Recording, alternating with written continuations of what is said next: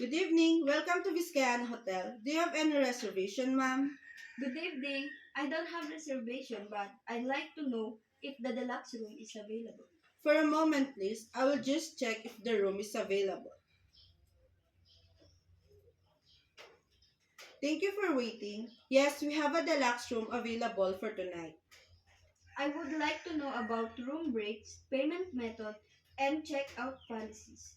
The deluxe room is 4,900 per night, which includes queen-size bed, flat-screen TV, minibar, and hot and cold shower.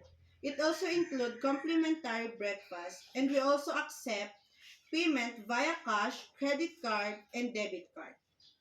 The checkout time is at 12 p.m., but late checkout is available upon request.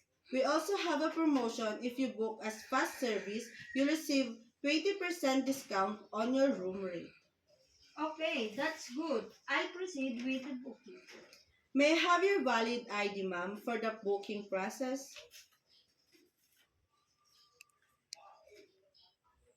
How would you like to settle your payment, Miss Gapasin? I pay through credit card.